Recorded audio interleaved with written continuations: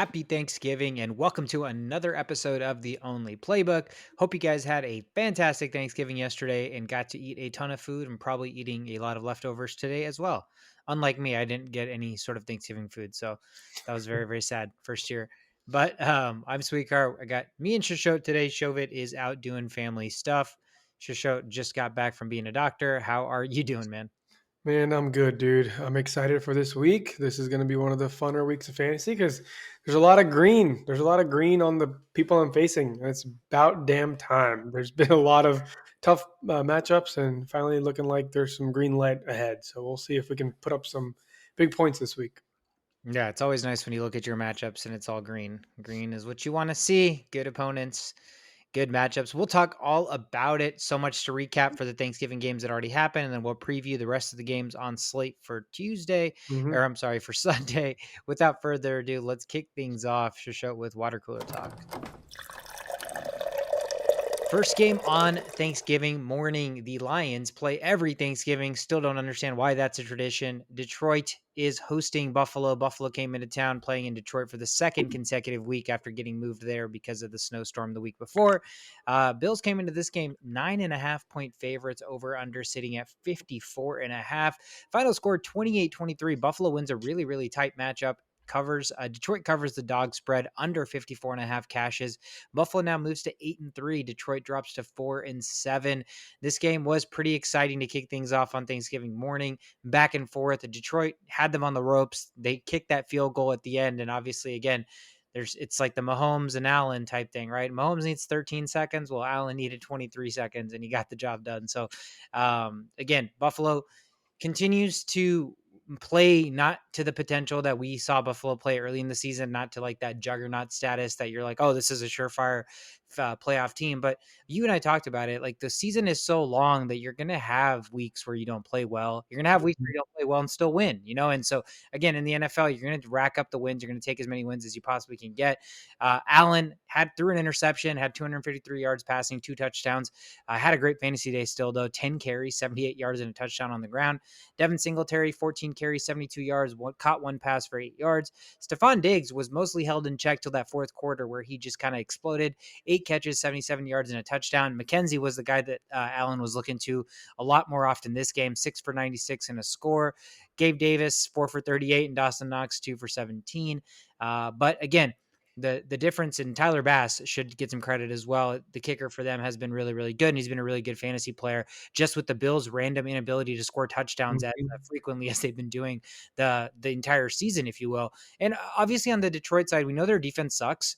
Buffalo's defense is supposed to be better, but the Lions actually put up good fantasy days from their players, right? Jared Goff, 240 yards passing, 2 touchdowns, protected the football, no interceptions.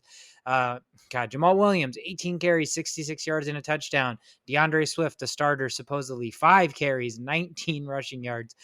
Salvaged his fantasy day with 4 catches for 24 yards.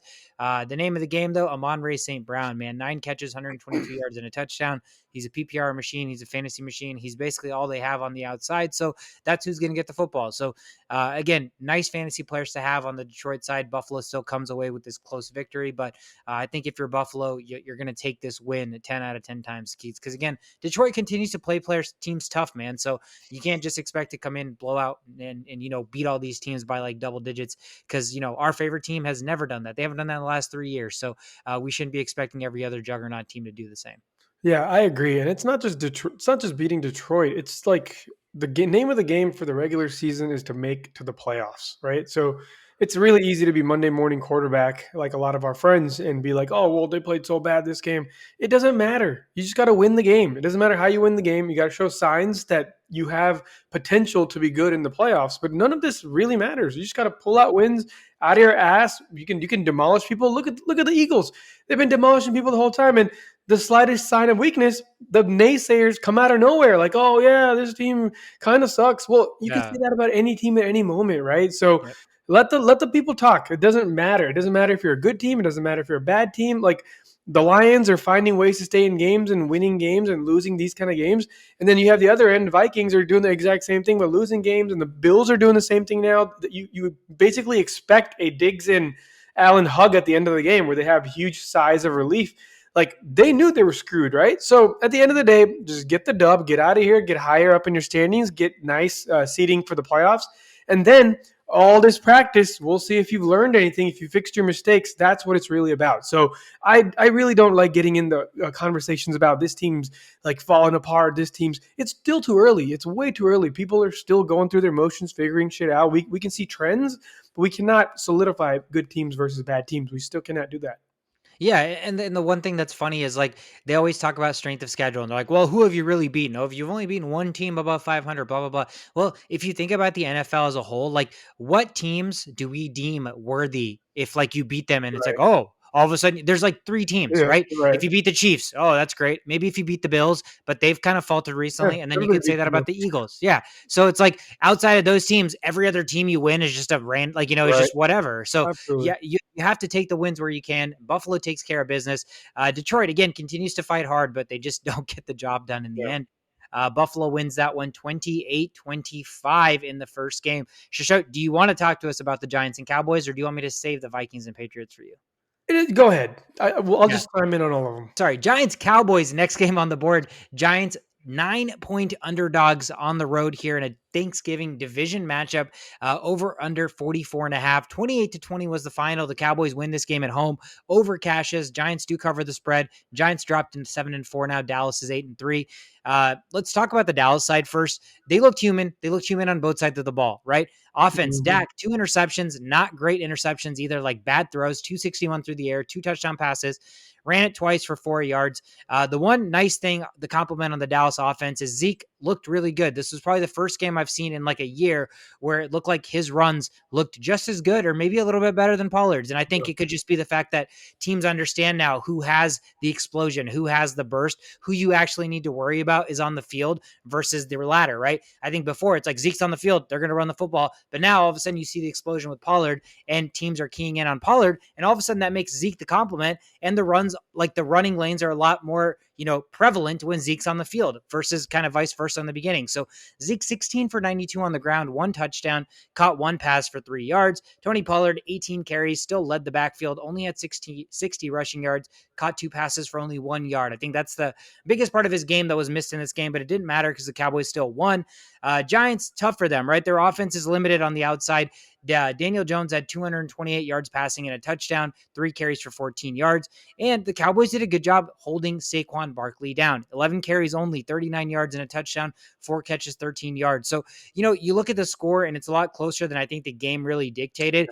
The Giants couldn't run the football. Their pass catchers, I mean, Slayton had 3 for 63 and Richie James had 5 for 41 and a touchdown, but they really couldn't get anything going because they could not convert on third downs. 3 of 11 on third down. Dallas was 7 of 11 on third down. And again, the Giants, a team that is revolved around their running back, and the Cowboys' one weakness is their rushing defense. They only ran it for 90 yards. So you're just not going to get the job done when the one benefit you have against this defense and their one weakness you can't really capitalize on. So Cowboys still look scary, man. 28-20 they win. They're 8-3. They're still second in their division, but they're a team that nobody wants to see in the playoffs because that pass rush is scary as hell. Yeah, I agree. I agree with all of that. And I said before in the preview episode or the preview episode for this game, I was like, I don't really respect the Giants until they do something, until they beat the Cowboys. Well, you know what? They didn't really have to beat them for me to gain the respect. They did a pretty good job. Yeah, they didn't really technically score 20 points. There was that garbage time touchdown. It should have been like 13-28 final, which is a little bit more convincing on the Cowboys Mhm. end. But the Giants, like you said, there's no weapons. Where do they throw the ball? They don't know there's nowhere to go. This team is set up for failure. I don't know why people do this. I don't know why. Look at the Eagles, okay? They have one player get injured. They have a huge deficiency. They go out and get 2 of those Pro Bowl players for the same spot. And then you have the teams like the Giants who have been hobbled all over the field. They get rid of Tony. They get rid of all these players. They're just dragging Galladay along I don't even know what it is. It's not even fun to Yeah. look at. So I don't even know what I'm No. looking at when they're dragging them along. But they're just not willing to fix this passing game. And I don't know what they're thinking. I don't know where they think they're going to get with this, but you're not going to make it far. You're not going to make it far at all. You might not even make it far in your division.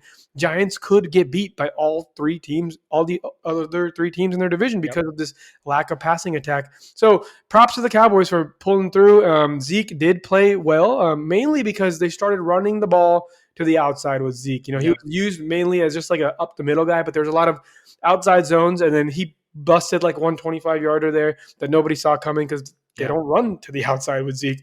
So yeah, they were covering a lot of the usual plays, and Cowboys really tried to switch things up and went deep through screen passes. They did everything you could to play against a good defense, and they came out with a win. Yeah. Again, Cowboys now 8-3.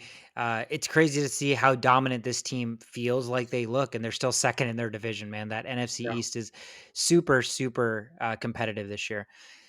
Let's kick it to the final game on Thanksgiving. Our most anticipated matchup, the Patriots travel to Minnesota to take on our Vikings. Vikings at home favored by 2.5 points, over under 42.5. This was a shootout, 26-33 final. Minnesota takes the cake. They covered the spread. They are now 9-2, sitting pretty atop the NFC North. The Patriots dropped to 6-5.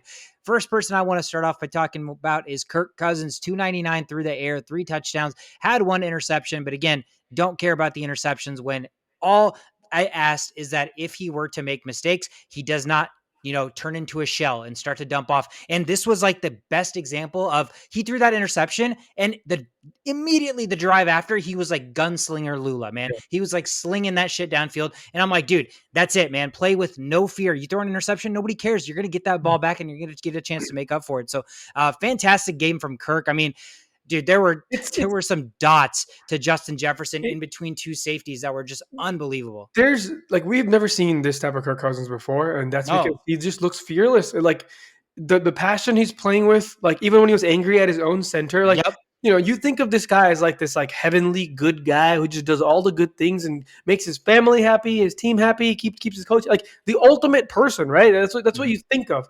And then he's coming out here like yelling at his center, spiking the ball. Like that's the excitement we want to see. We don't want to see like this shell of a person that gets like ran over by everybody and that just gets talked.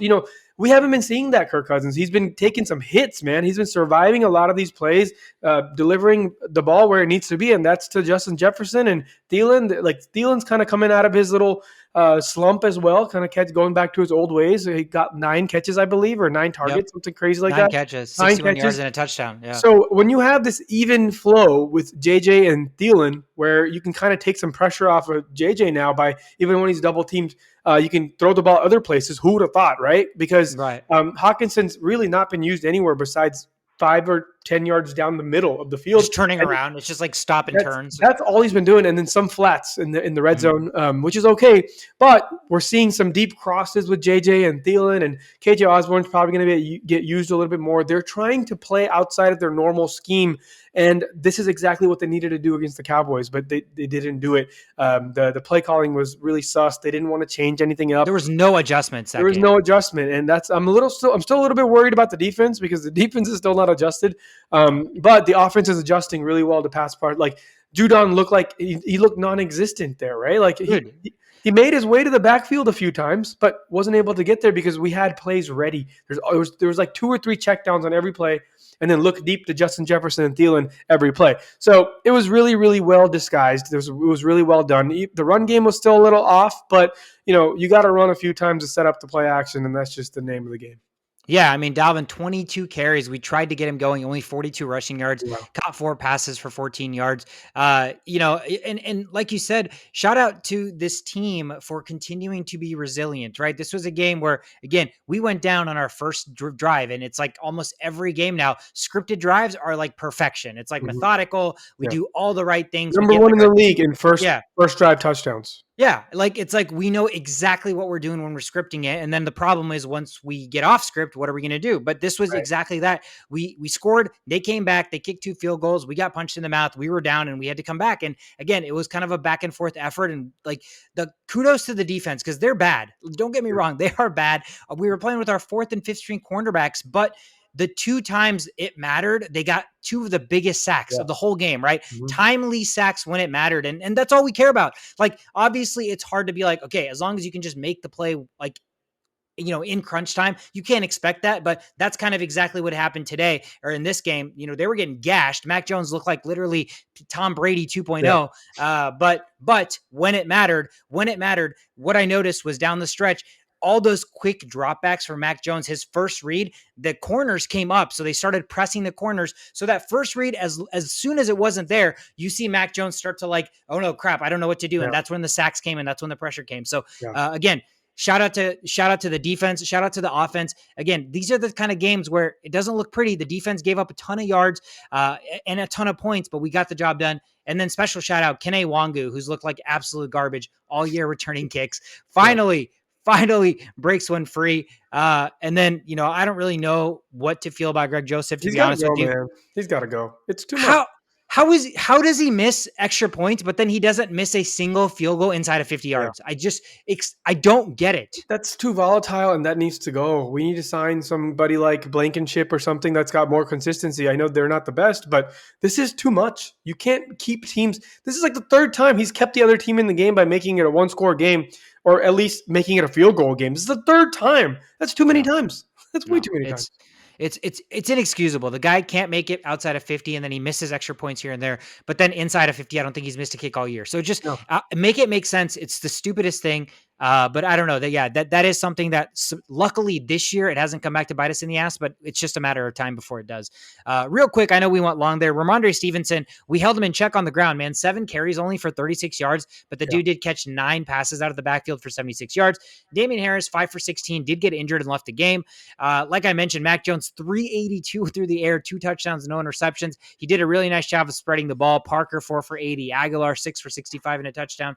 Henry, 3 for 63 and a touchdown. And Myers, 3 for 62. So literally every which way he was throwing the ball, it was there. But again, when push came to shove on third downs, Minnesota's defense held stout, 3 of 10 allowed, and our offense 8 of 15, which again, the difference became the fact that we held the Patriots to have Nick Folk have to kick 4 field goals versus get any one of those in the end zone would have been a different game. So Vikings take the cake, 9-2, sitting pretty through 12 weeks.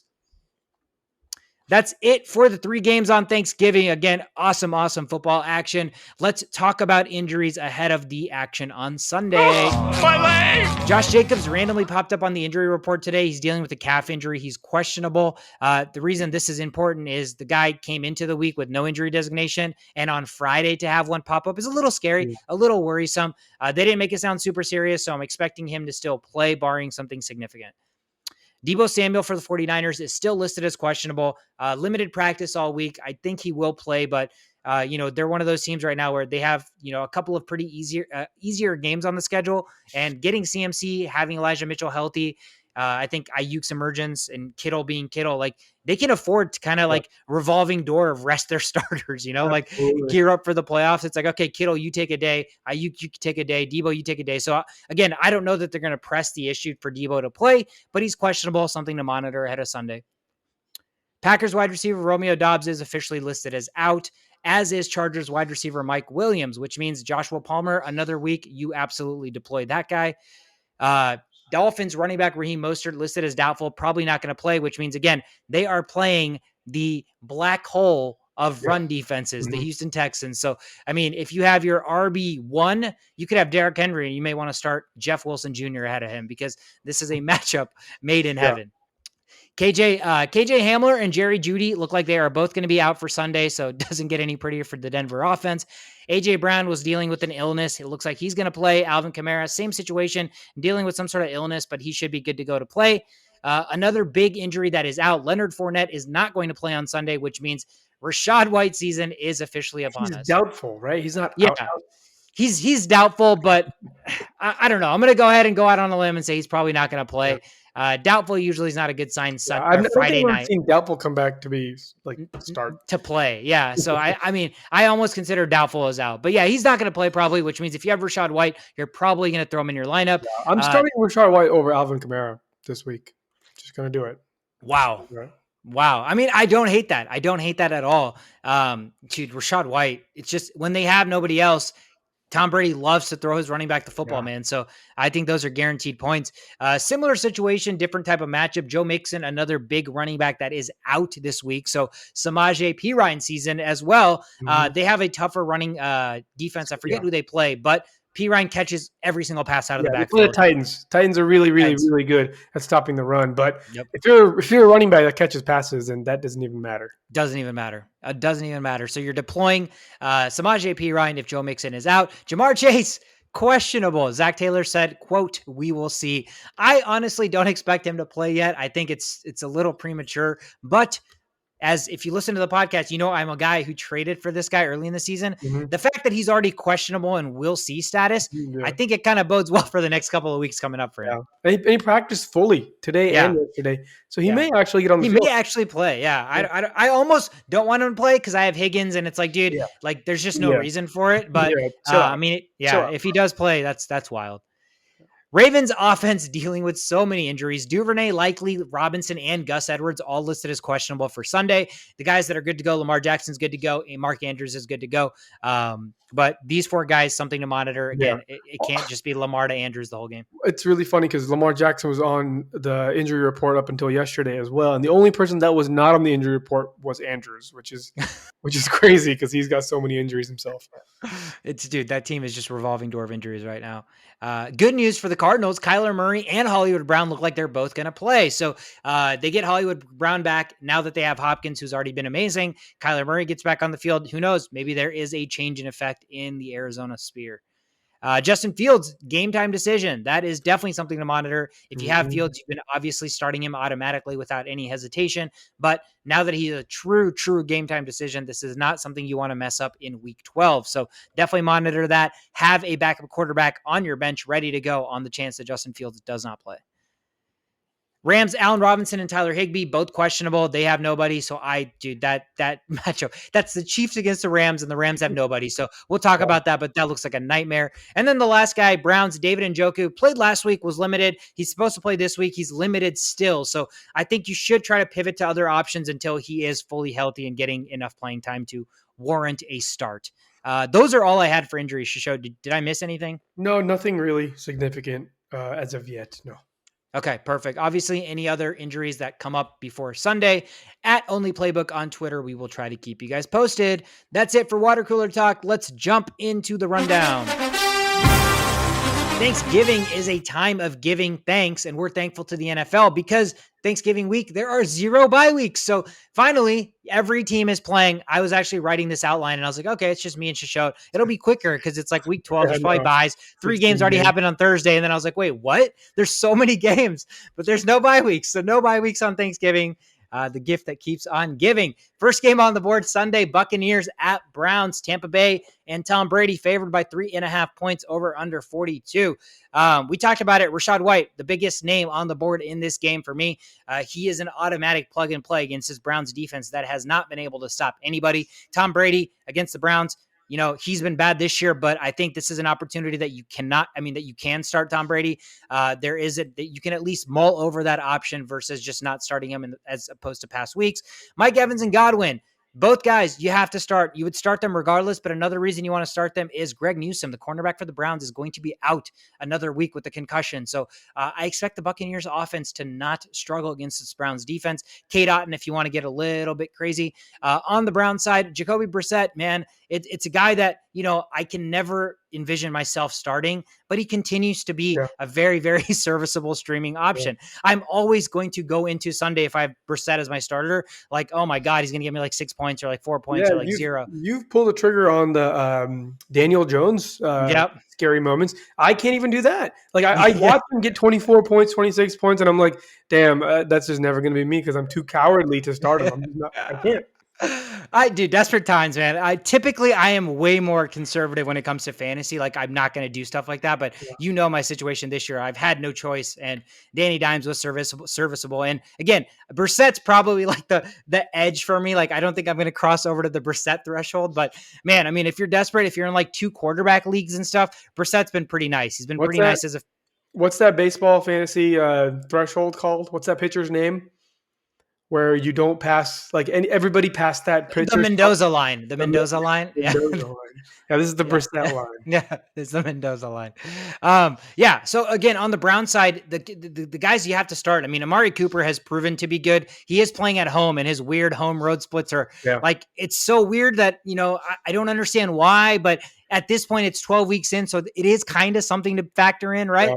But it's weird. But he plays way better on the road than he does at home. Take with that what you will. Donovan Peoples-Jones has been very, very serviceable as a flex, maybe even a wide receiver too. But the Bucs, they're trying to go for their third straight win to get above 500, and the Browns again give up 135 yards through the ground to opponents. So again, Rachaad White, the biggest name on this game, in this game that I'm watching out for. I think a Rachaad White kind of emergence is upon us. Yeah, it has to be. Well, if not now, then when?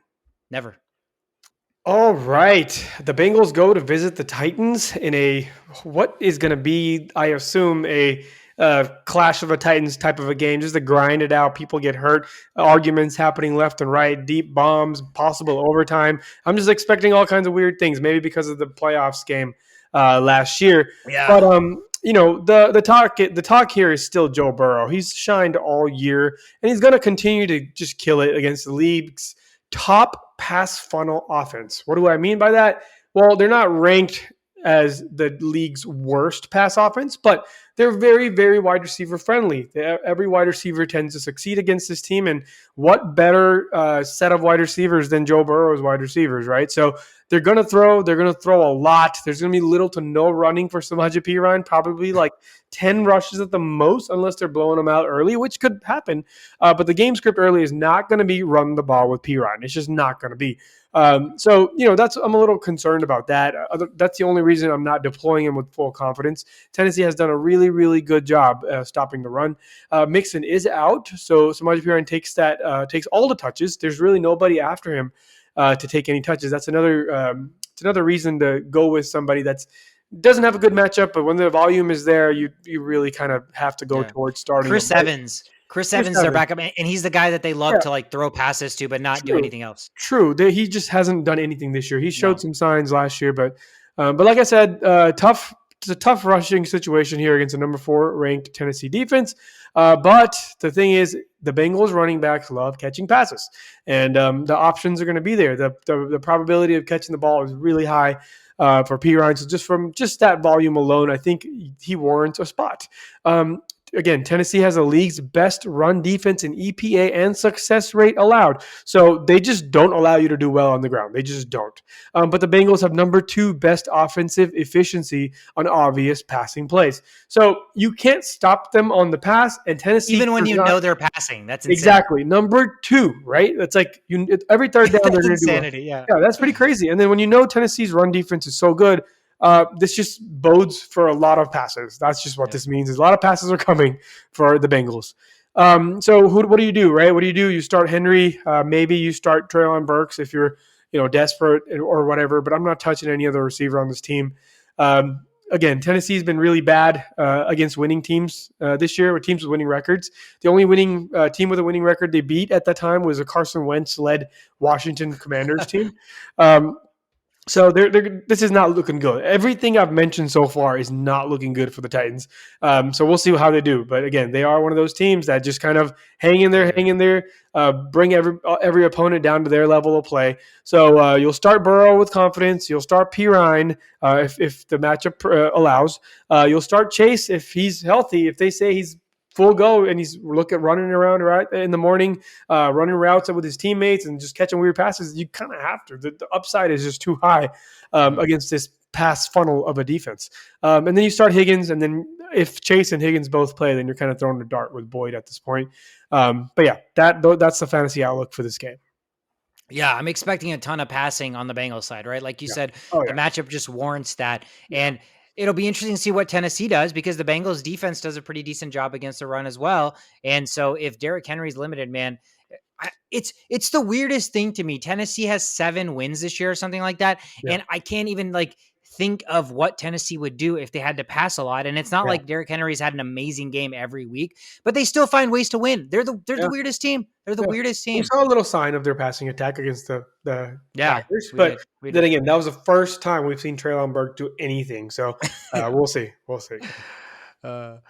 Take it to Miami, where the passing attack has been amazing. They take on the Houston Texans, where they may not need to pass the football. Miami is favored at home by 14 points in the hottest game of the weekend. 85 degrees is the projection down in Miami, over under 47. Houston, they bench Davis Mills. He is officially on the bench for Kyle Allen. Again, it's one of those like lateral type, doesn't really matter in the grand scheme of things type of moves. So for fantasy perspective, it really doesn't make a difference. I don't feel like Dameon Pierce, you're going to start because you kind of have to. He's been really, really good, and he'll still catch passes somewhat, even though they use Rex Burkhead. And I expect the Texans to be down a lot. So they can't throw the ball to Rex 20 times. So I think based on how many times they're going to have to throw being down, Dameon Pierce is going to have to catch some passes. Again, this is an interesting matchup. I've tried to do this in other weeks where Dolphins, whoever the team the Dolphins are playing, I start their receivers, right? But this is a weird situation, man.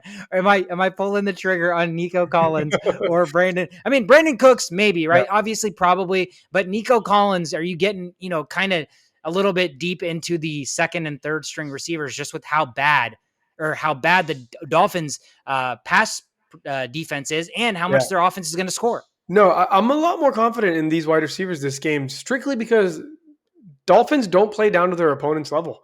They're the ones that put the foot on the gas pedal, right? So with that being said, they're going to score points and Texans are going to have to keep up. That's just certain. That's just for sure. Like versus if it was us playing the Texans, who fucking knows what's going to happen? It could be like 17-14 at the end of the game. Yeah. Okay. Yeah. No. I mean, that's the thing. So yeah, if you're a dart thrower or if you're in DFS, Nico Collins probably super cheap, or even like their third receiver with 2 more weeks left. Yeah, absolutely. And then obviously even though, I expect this should be a run heavy game for the Dolphins, they're still going to run their game plan. And I think even if this running defense is so bad, they're still going to have success throwing the football. Derek Stingley's out again. So Tua, Waddle, Hill, you are unleashing all of them. Jeff Wilson, start of the week, obviously, because of the matchup. And I mean, Gesicki, I don't absolutely love just because this game doesn't seem like they're going to need him, but he could also get you 2 touchdowns. He's the coin flip, as is most tight ends. So that's kind of what I'm looking out for this game. Dolphins should roll in this matchup. Yeah, I was quickly looking at Proble's team to see if he started Jeff Wilson, and he has not. So he decided to start Swift against Buffalo defense rather than even Williams or Jeff Wilson against Houston. So as sad as, I don't want to be petty and I don't want to be that guy, but I was looking at that matchup and Chauvet's probably going to destroy. Probably he's going to have no chance. So it's going to be another week where it didn't matter that he benched. I don't know, man. I don't know. He's starting Foreman against Denver defense. And then Najee Harris has had one good week. I mean, but who does Brubble have left? He's got Eckler. He's got DK Metcalf. He's got Waddle. He's got Kenneth Walker. He's still got Geno Smith. Yeah, like these are some heavy hitters. Yeah, Chauvet's couple of players did really well, though. That's the thing. Dalton Schultz got 17 and Bass got 10, and then Amon-Ra got 23. So he's off to a great start, don't get me wrong, but the weaknesses are glaring, man. Fields still injured, going against the Jets defense, which is arguably the best defense in football right now. And then Najee Harris, man, I don't know. Do you have enough faith to blindly say he's going to outperform Eckler? I don't know. Chauvet needed to perform this way to keep up is how I'm looking at this. But that Swift move, man, this might be a game of few points on that Swift move might kill this. So he had the opportunity to start Williams over Swift and Jeff Wilson Jr. over Swift. He had multiple options over Swift, but he decided to still start Swift. And what bothered me the most isn't even that. I wouldn't have played either one. I saw Mostert was injured early on this week. He was already not going to play. It was glaring. It wasn't like a today information type of thing. I didn't even realize he had Wilson on his bench. I don't know. That's wild. Whatever. That's wild. That's wild. I could run against the Houston Texans defense. That's wild. That's all I got for that game. All right. So, I just mentioned Justin Fields, but he's going to go visit probably the toughest place to play in America right now, not even because of the skill level, but because of the turf. And it just injures everybody that steps onto that field at this point. It's going to be a tough game. I just don't see a world where the Bears should deploy Justin Fields this game. It doesn't make any sense. Why are you putting your future out into the worst place in America to play on that field where everybody just gets hurt all the time in a game that's pretty much meaningless to you? So if Fields does play, this is going to be his biggest test so far. This defense and pass rush has been absolute force over the last 4 weeks, averaging about 5.3 sacks a game. That's a lot of sacks. Since week 4, The Jets have only allowed 22 points once. Every other time it's been single digits or a number in the teens. Since week Wow. 4. That's a long time ago. Um, and since week 4, only once have the Jets scored single digit fantasy points on defense. So they've had double digit fantasy points since week Wow. 4. So you're starting that defense, especially if Trevor Siemian ends up getting the start, which, this is a great position to be a betting man because I think why would you not start Trevor Siemian if you're the Bears? You're tanking, you want better Yeah. picks. Why are you throwing out Justin Fields? Like we've seen everything we need to see. You know what I mean? Like, Yeah. yeah, sure, he needs to tune up on some passes here and there, but that can happen outside of this game. Like, do not put your best player Yeah. out there to die against this defense right I now. think I think Vegas already kind of has that hunch because Jets being favored by Minus 6 seems six. kind of high. True. Bears have been scoring a lot of points. They have been Yeah. scoring a lot of points, but if it's Simeon, don't see them scoring that many points. Sauce Gardner does have a calf injury as of this morning, so we'll see if that makes any sort of a difference. It should because he's been playing lights out, but we'll see how significant that is. So from a fantasy perspective, I am staying the hell away from this Jets offense as a whole. It's too unpredictable with White at helm this game. Expect a heavy dose of running with Michael Carter and Robinson. And this is why I went out and I think 2 weeks ago, I was like, I got to get Michael Carter on my team. It's because the schedule out here is looking pretty good for the rest of the season for the Jets. This game right here is basically one of the main reasons. It's going to be big Michael Carter day. I'm just going out there on a limb and just being fully confident on Michael Carter this game. It's the 28th ranked Bears run defense. They got a new quarterback out here. They're not going to throw 50 times with Mike White. So there's just a lot of running backs are going to be happening. They've been running the ball well, despite Breece Hall. With pretty much everybody back there, they get a good chunk of yardage out of it. So I think one way or another, even if they don't run heavy with one running back, they're going to split carries, whatever. Both running backs are considerable, and Michael Carter is definitely, I think, one of the more sleeper picks of this week. If he's available in whatever form, just go get him. He's going to cost you nothing. Just get him. Yeah. I like that too, just because even last year when Mike White played, he loved to dump the football off. I think Yeah, those are the he weeks did. where like Michael Carter was catching like 7 to 10 balls a week. So Yeah. I absolutely love that as well.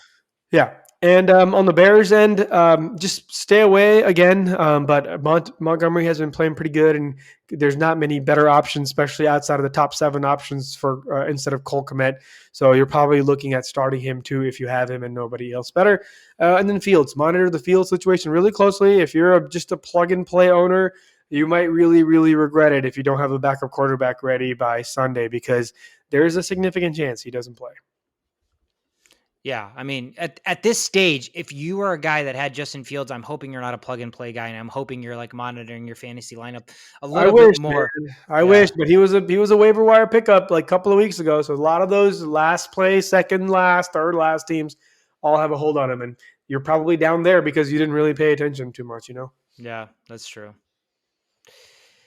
A game that actually has some implications despite the names not appearing sexy. Falcons at Commanders, Washington at home favored by 4, over under 40.5. Both teams are fighting for that final wildcard spot. They are currently sitting in the 8th and 9th position, and there are 7 teams that make the playoffs. So it is going to be interesting to see if either of these teams can squeak in. The Commanders have a way tougher road ahead of them, considering the fact that they're in the toughest division in football right now. This is an interesting matchup just because the Falcons being a run first offense, the Commanders are 6th in the league in yards per game allowed against the run. So this is going to be, I think, a game where the Falcons are going to have to figure out how to pass the football. On the Commander side, Gibson is by far the safest fantasy starter, in my opinion, in this entire offense. He does everything. He still splits rushes with Brian Robinson, and he catches a lot of passes out of the backfield. Terry McLaurin is a close second just because Heineke is starting quarterback and he loves TMC. So I think those guys are your starters. I'm kind of monitoring this Washington defense slowly but surely. Chase Young coming back, the pass rush resurgence. It's starting to make this defense kind of a little bit on my radar in terms of fantasy. And the Falcons, again, if you're having to get Mariota to pass the football ball 35 times or 30 times even, I think good things can happen for your, for the defense. So that's an interesting matchup right there. Mariota, you could stream him. He's got the rushing dual threat capability. He usually rushes a touchdown in, so you already have kind of a floor there. Cordero Patterson, you're probably going to start as a running back, even though the Commanders are good against the run. And I mean, again, if you're really, really desperate, I guess Drake London, he caught one pass last week for 2 yards. Luckily, it was a touchdown to salvage on 3 targets. But right now, Damiere Byrd seems to be getting more targets than anybody. And Kyle Pitts is out now. So who is the ball going to go through? This is like an insane, this is kind of one of those things where like they're going against a team that's going to stop the run. They only run the football, and their, biggest receiving threat is out. So somebody's going to have to catch passes. Drake London, you're probably going to try to start him, right? I mean, like, if not now, then when? Yeah. Yeah. Well, I mean, at least, not at least, but there are some people who still think the Falcons are going to put up a lot of points somehow because they're starting 3 members of the Commanders offense on their fantasy game. So, yeah, I mean, I don't know, man. Apparently some people think the Falcons are going to still bust out points out of nowhere here. Yeah, again, asking them to do something they're not good at doing, and the thing that they're good at doing, the other team is good at stopping 12 weeks into the season. Yeah. My money's on the latter. I don't think they're going to be able to do it. I hope so. I hope the Falcons pull it up somehow, but we will see. Yeah, we will. All right. Speaking of teams doing one thing good, another thing bad, another thing good, another thing bad, talking about matchups here and there, the Broncos are going to visit the Panthers. Oh, man. Denver's favored by 1, over-unders at 36, which may be too high for this game. But both teams are coming off of some heartbreaking losses that got away from them in the fourth quarter. The Broncos have the Carolina Panthers number all time. Carolina's only 1-6 all time against the Broncos. Now let's talk some numbers. So Carolina is 31st in total yards per game. And they're going against the defense, allowing the second least points per game and second least yards per game. Oh my God, this is a nightmare that's about to happen out there on the field for the Panthers. Carolina's third down efficiency is also dead last at 32nd. Broncos are 31st. So they're just both bad offensive. Under. This is under. Lowest over-under I've seen, 36. That's what I'm saying. That's what I'm saying. Over-under is still maybe too high. There's going to be a lot of punts this game. Unless, there's always that stupid Russell Wilson factor that just won't leave my mind. Like, what random bombs? Game? What if there's random bombs? Yeah. It's like you're waking up in the middle of the night and like, oh, Russell Wilson. Like, that's how I feel every time this game, the Broncos game comes on TV. It's such a tease. Yep. And then some more numbers. Broncos defense is 4th in third down efficiency for the other team. So they're really good. They don't allow things to happen. And the Panthers are 21st. So out of all these comparisons here and there, the main thing to take away from this is that the Broncos defense is really good. The Broncos defense is elite level good, and you just don't see it happen on the stat sheet because of how bad the offense is and how often the defense has to be on the field. And then a couple of last minute numbers before we jump into fantasy stuff. Carolina scores in the 25th, not the percentile. They're 25th in the league in points per game. So they don't score very many points. And I already told you the Broncos are really, really good at stopping the other team on third downs and allowing points and everything. Basically every stat necessary to be a good defense. However, the Broncos are the worst team in scoring points. They're 32nd in the league at a sad 14.7 points per game. So basically, what does all this stuff that I just talked about mean? What I'm trying to tell you is the Broncos defense is going to do their job. It's going to be up to Russell Wilson to score 18 points. There's a stat running around Twitter that says if the Broncos were to score 18 points every game all year long, they would be like 9-1 or something crazy like that. 18 points. Wow. So that being said, there's not much to talk about from a fantasy perspective, honestly. That was just a lot of fun stats to throw at you. But you're starting with Latavius Murray versus the 27th ranked Panthers run defense, and you're starting Sutton from a sheer volume and nobody else getting the ball perspective because all the other wide receivers are hurt. And then Dulcich, this is my last attempt at the Dulcich experiment. If this doesn't work, then you can't afford to ride this weird wavering hand into the playoffs. And then Foreman, man, he's been doing great, but I would look somewhere else this week and then literally should not start anybody else on the Panthers. Yeah, Darnold may make their pass catchers look a little bit better, like you said in here, but that's Yeah, it's just too big of a risk to even yeah, try to afford to take yeah. that. We need at least one game sample size. Yeah. The Baltimore Ravens travel to Jacksonville to take on the Jaguars. Ravens on the road favored by 3.5 points, over under 43.5. Everybody was on the injury report like we discussed, and Lamar got off, and Andrews, who'd been on the injury report basically all year, has no injury designation. So it's Lamar and Andrews and nobody else, and maybe a hint of Kenyon Drake too, right? So it seems like they've got this three-headed monster, and Oh nobody else on the god, it's gonna offense be is like going to be 4 able to. touchdowns for Drake. Yeah, or 6 field goals for Tucker. It could be a Yeah, lot of field goals for Tucker. true. The Jags need to start off hot. Last game against Kansas City, they went down 20-0. The game before against the Vegas Raiders, they were down 17-0. So the Jags cannot afford to go down like hard and fast early against the Ravens. The Ravens haven't been doing an amazing job putting up like points. They've been Yeah, struggling to score. They've been kicking some field goals here and there. So I don't think the Jags need to worry as much about this here. But the thing that the Jags are going to have to worry about is Travis Etienne's been having a great season, and the Ravens are third against the run. So the Jags are going to have to figure out how to utilize Etienne in the pass game, which he does a really good job of more so Trevor Lawrence utilizing these guys, Christian Kirk, Evan Ingram.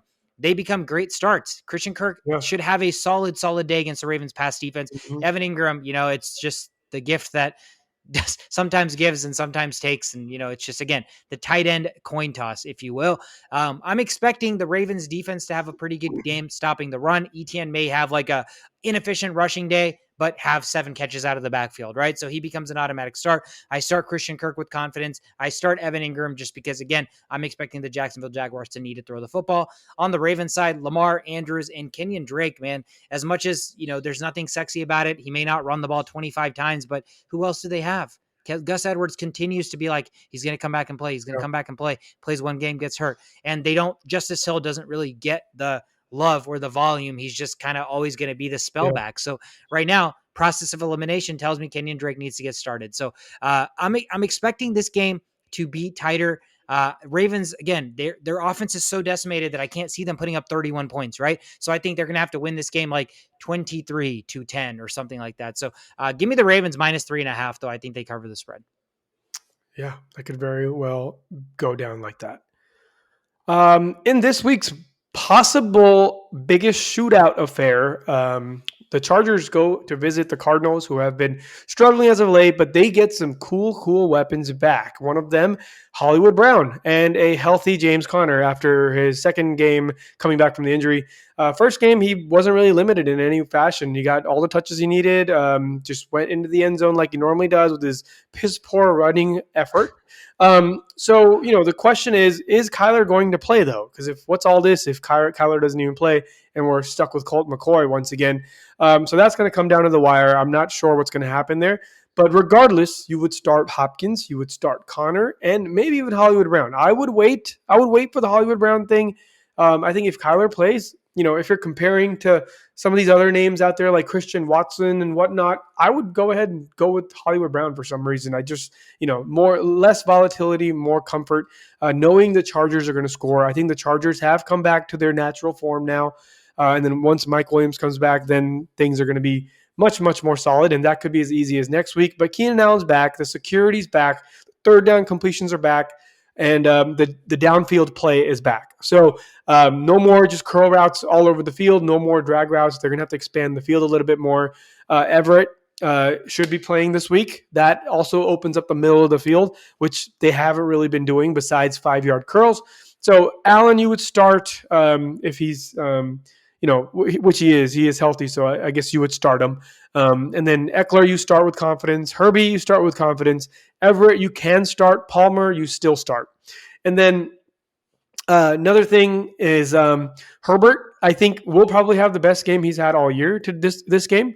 Arizona's ranked 29th against quarterbacks, and that's just simply too low for somebody of Herbert's skill set and caliber, especially with all the weapons he has and how bad the Cardinals secondary has been over the last couple of years. So I think this is the game. I think it's happening. I think a 30-point performance is not unreachable.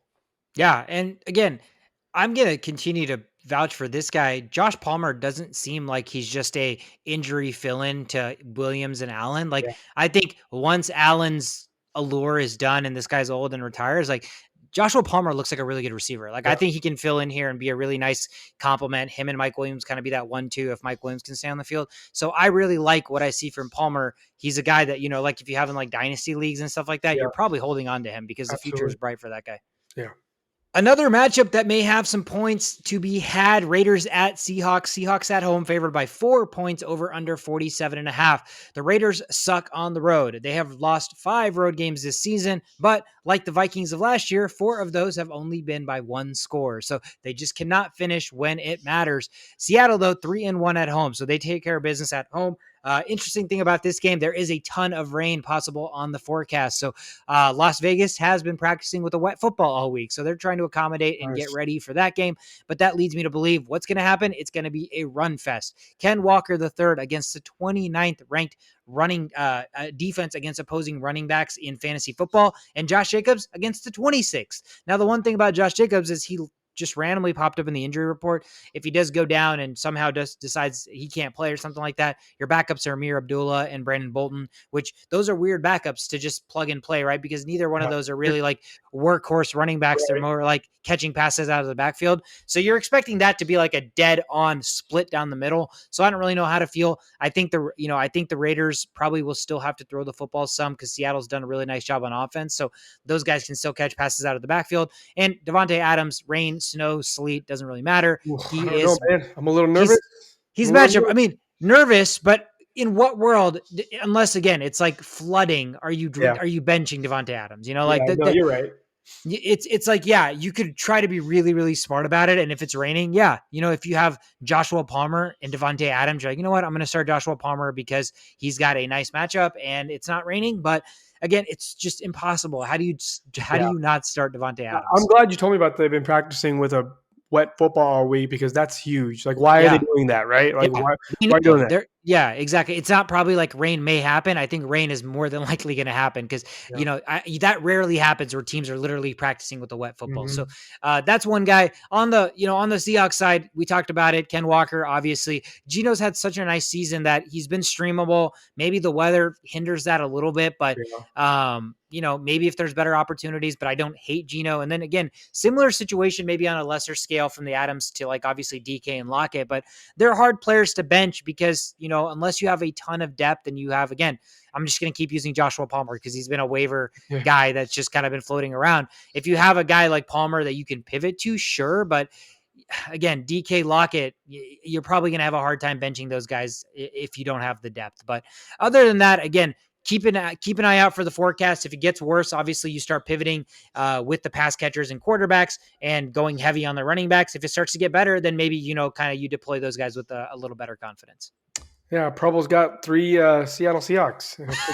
If there's rain in the forecast, oh man, he's got Gino and DK. I forgot about that. Ken Walker will feast, but oh my God, Proble. Just I feel so bad because it feels like I just keep picking on Proble and I'm not even intentionally picking on him. He's got such a good team. It's just I know the mismanagement, man. The mismanagement.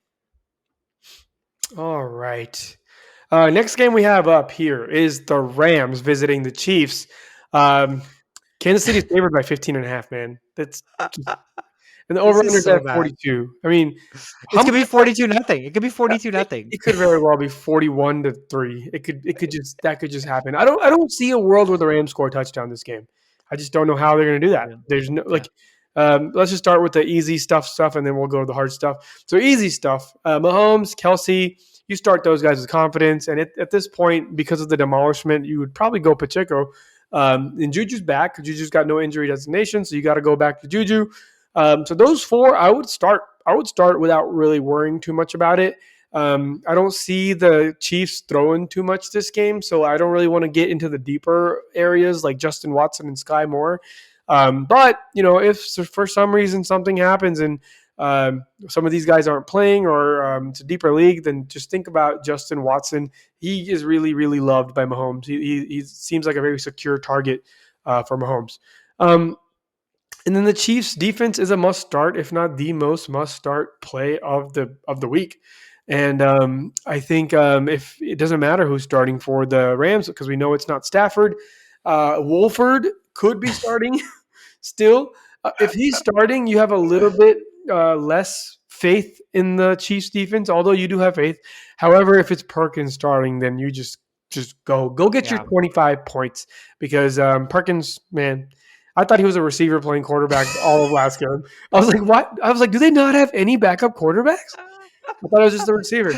If that tells you anything you need to know about his possible quarterbacking skills, if he has to start the entire game. Yeah, he's just running for his life out there. But Yeah. anyways, Chiefs defense must start. On the Rams end, you start nobody. Just don't even don't kid yourself. Start nobody. There's really no reason to start anybody. If you really, Yeah. really, really want to, because you're a huge Rams fan and you want to see things happen, start Van Jefferson. But outside of that, just stay away. Robinson, it just now popped up on the injury report, like we mentioned. It's an ankle, another sprained ankle.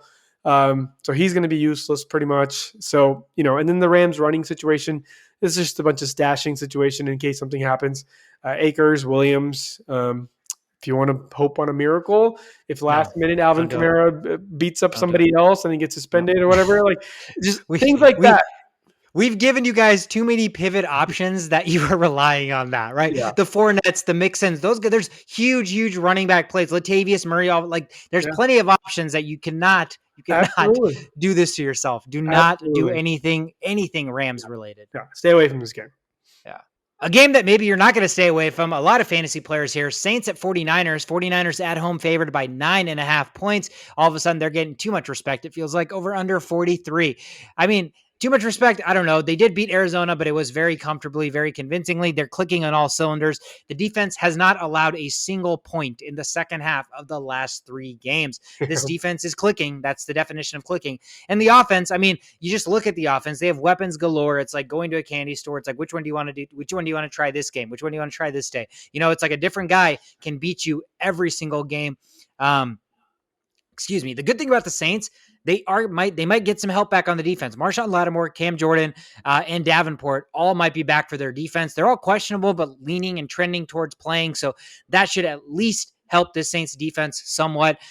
Jimmy G, been solid. I don't know why. Again, he's the definition of a system quarterback, but in that system, he's like so good. He runs that system so well that it makes him become viable in fantasy, and he's got a really nice floor. So again, if you're desperate and some other games, weather conditions, things like that, Jimmy G is there for you. Justin Fields, pivot option, Jimmy G is probably there for you. So that's another guy to look at. CMC Mitchell, you always start. And if the Saints defense, they get some of these guys back, but they still don't perform because they've been bad all year, Mitchell's still a nice play too, because again, they like splitting carries, and Mitchell's going to get carries if the game gets out of hand, right? So Mitchell's always going to be like, he's always there. He's going to play when the game is in hand, and CMC's not going to get a single touch if they're up by like 3 scores, which means Mitchell's probably going to be the guy. So I think I'm comfortably starting Mitchell. I did not start Deebo Samuel last week just because I had not liked what I seen the past 2 games. And, to truth be told, Deebo's utilization in fantasy is so weird because if he's not getting you that big touchdown run, he's got a nice floor. It's usually like maybe 10, 11, 10.2. So it's like very, very creeping into double digits, but he doesn't have any of those boom weeks because he's not getting 10 receptions. He's just not. That's not their offense, right? Yeah. So there is a weird floor and kind of a teeter-totter way about Deebo Samuel, but I think at this point you probably have to start him. I personally like is just strictly pass catching. Ayuk, I've said it. I think they throw the ball to Ayuk more. They look more in passing plays to Brandon Ayuk, and he runs more routes down the field. Deebo Samuel is more of like a gadget player, running ins, screen passes, stuff like that.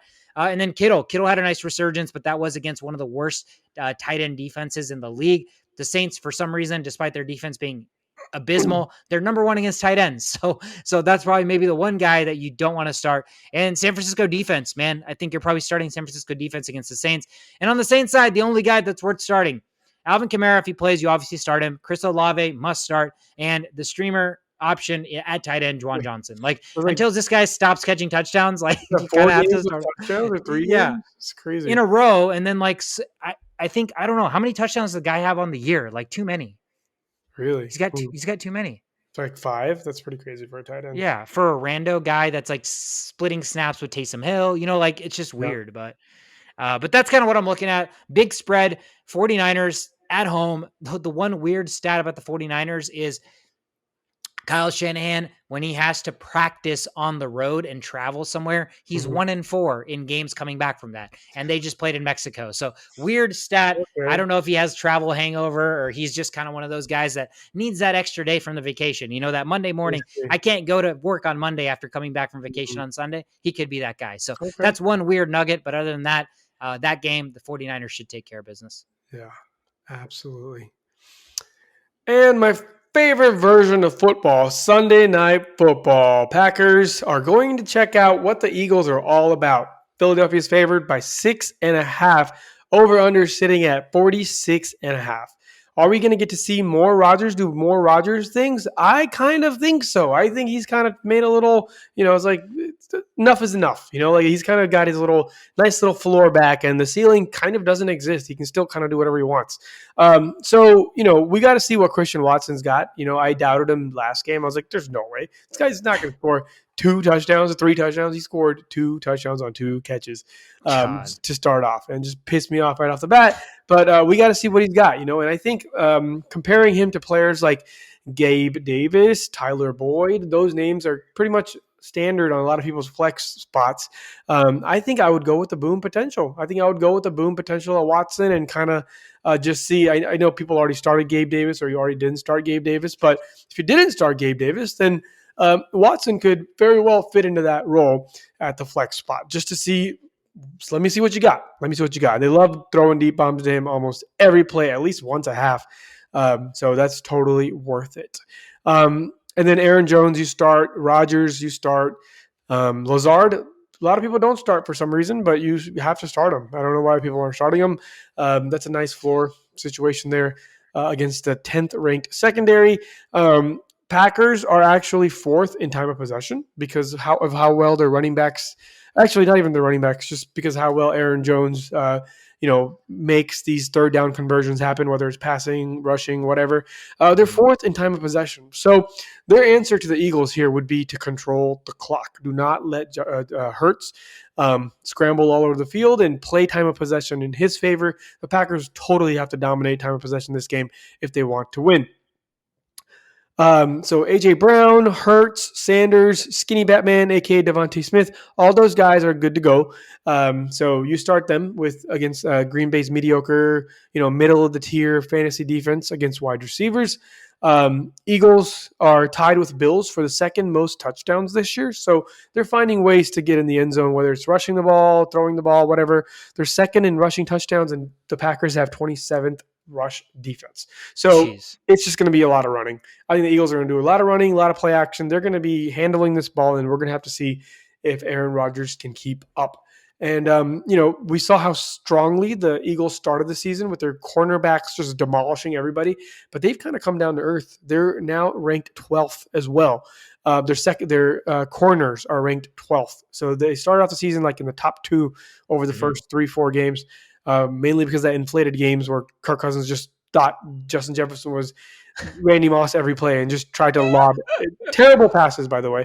But I think that just kind of overinflated their stats. Darius Slay's good, but he's not fast. He's old. No, he's older now. Yeah. Yeah, he's just like Patrick Peterson at this point. Yeah. And Pat P, man, we didn't talk about him enough. He has been like, he's grading out really, yeah, really well. He's got like the 3rd or 4th least amount of passes or targets thrown to him. yeah, Like, we give him slack for being old and shit, but he's kind of carrying the load there. yeah. He's ranked 4th on overall cornerbacks on PFF Yeah. now. Yep. So at this point, Eagles should dominate this game, and then Aaron Rodgers is going to have to play catch up. So all these people, if you're ever listening and your name is Pro Bowl or anything like that, and you have a quarterback that's going to be playing in the rain, you may want to bench him for somebody like Aaron Rodgers. But he won't because he likes him. He likes Geno Smith better. I don't give a shit who you like, man. I just don't get that. I don't get that. Okay. Dude. Oh yeah. There was one thing I was going to mention about this game, and now, as Vikings fans, aren't we rooting for the Packers in this game? Yeah, I was going to say that earlier, but while I was typing this out, I was like, damn, Yeah. I'm going to be rooting for the Packers this game. Yeah, man, we got to play for that bye. That division's probably locked up, and so yeah, we win next week. We get the division. So yeah, so there we go. Let's have the Packers take care of the Eagles and pull off an upset for us. Monday Night Football will end the rundown and the episode for us, where the Steelers, missing Shovit, traveling to Indianapolis to take on the Colts. Colts at home favored by 2.5 points, low over under at 39. The Colts suck against Pittsburgh. They've lost 7 straight games to Pittsburgh. Their last win against Pittsburgh back when Jeff Saturday was playing as center for the Colts. So it's been a while. And the Pittsburgh rushing offense has had a resurgence. Najee Harris and gang averaging 154 yards per carry or yards per game over the last 3 weeks after only 88 yards per game over the first 7. So there has been a shift. The offensive line has played a little bit better. The defense is slowly getting pieces back. Guys I'm looking at in this from a fantasy perspective, Najee Harris, first game that he's had really good, first kind of nice game that he has. I think he had 20 points first game of the season where he put up maybe 20. Did he have 20? I don't know if he had 20. Yeah. He had 22 last game, right? Okay. Yeah. I think he had 20 plus. So it's hard, obviously, not to play him after a week after that. So you're obviously deploying him in your lineup. Freiermuth has been really, really nice outside of the game against the Saints, who have the number 1 defense against tight ends. He has been really, really money. They love throwing the football. Kenny Pickett loves the underneath stuff. So Freiermuth is a must start. And we've already talked about this. At this point, if you're still starting Deontay Johnson, I don't know why. If you're starting anybody on the receiving core, you're starting George Pickens, because that's the guy that deserves to get starts. But I mean, again, this is a game where the Colts aren't really going to blow out the Pittsburgh Steelers, where the Steelers are going to have to come from behind and throw the football a ton.